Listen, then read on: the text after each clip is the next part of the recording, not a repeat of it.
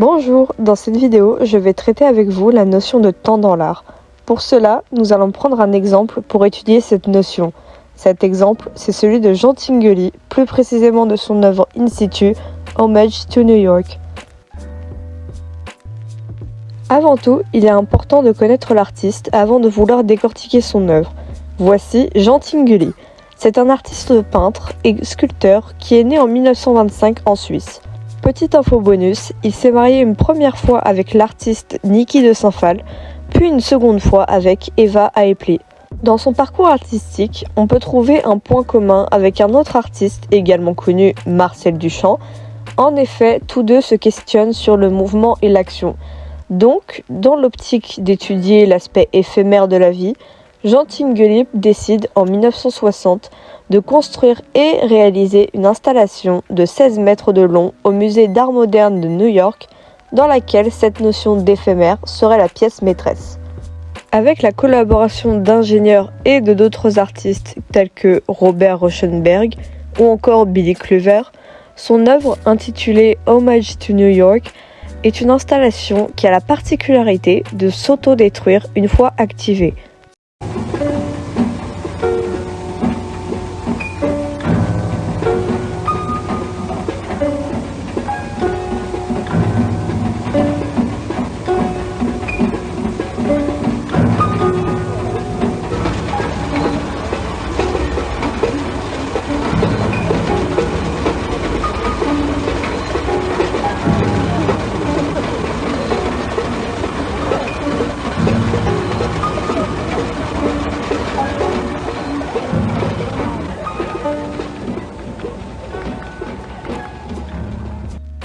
Cette installation monumentale fait 16 mètres de long et est composée de, attention, 80 roues de bicyclette, 3 vieux moteurs, 4 tambours en métal, une machine à écrire, un déambulateur, un piano, une batterie, une baignoire, des tubes, des postes de radio, etc.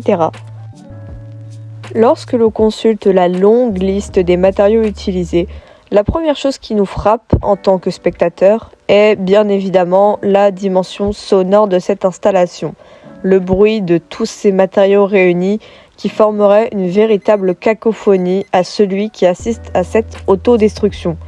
Bien évidemment, ce vacarme a été pensé par l'artiste qui souhaitait reproduire les bruits environnants de la célèbre ville de New York, d'où le titre de l'œuvre.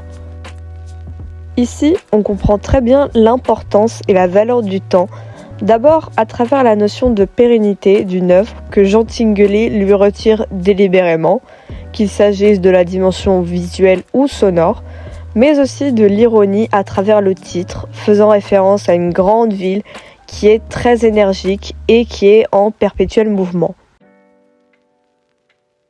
Au-delà de ça, une fois l'installation entièrement détruite, les spectateurs sont invités à récupérer les fragments comme souvenirs. Ici, c'est le spectateur qui offre la vie et la pérennité à un fragment d'une œuvre morte.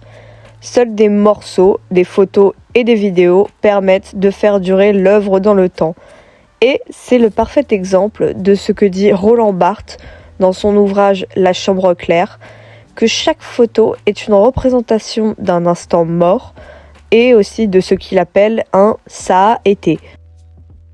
Enfin, pendant la conception de son œuvre, Jean Tinguely dit « C'était surtout une liberté complète que je me donnais en construisant tout en envisageant la possibilité destructive, c'est-à-dire en construisant quelque chose pour lequel je n'envisageais jamais de savoir est-ce que ça va durer 1 minute, ou 10 minutes, ou 10 heures, ou 10 ans. Mon problème là était uniquement de m'adonner à une construction complètement folle et libre. »